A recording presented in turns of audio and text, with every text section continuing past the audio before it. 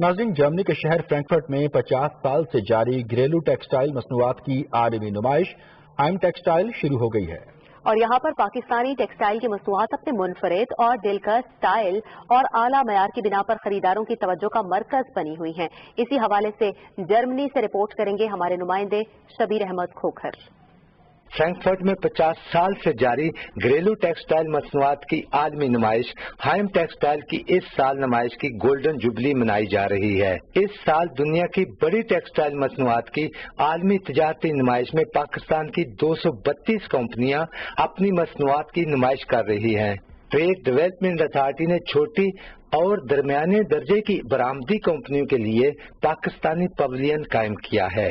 نمائش میں حصہ لینے والی پاکستانی کمپنیاں نئی مصنوعات لے کر جا رہی ہیں۔ گورنمنٹ کی کچھ پالیسیز نے ہم لوگ کو ایکچولی سپورٹ بھی کیا ہے ایز بزنس مین، تو اس وجہ سے ہم لوگ آگے کی طرف سوچ رہے ہیں۔ ایکسپورٹرز کو یہ فیسیلیٹیٹ کرتی ہے کہ ادھار دیے پہ یا اوپن اکاؤنٹ پہ اگر مال بیچنا چاہیں تو وہ بیچ سکتی ہیں، اور ہم اسی گارنٹی پرووائڈ کرتے ہیں۔ جرمنی میں پاکستان کے کمرشل اتاشی خرم نعیم خواجہ نے میلے میں پاکستانی اسٹالوں کا دورہ کیا۔ پاکستان کے حالات کیونکہ اسٹیبل ہو چکے ہیں، کرنسی اسٹیبل ہو چکی ہے، تو اس کے پازیٹیو افیکٹس ہماری ایکسپورٹس پہ آئیں گے۔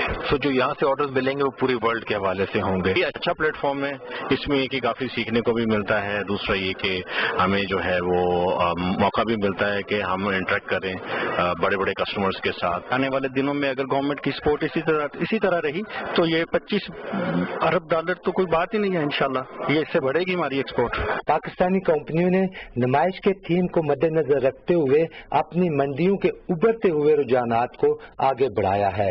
شبیر احمد کھوکھر، پاکستان ٹیلی ویژن نیوز، فرینکفرٹ، جرمنی۔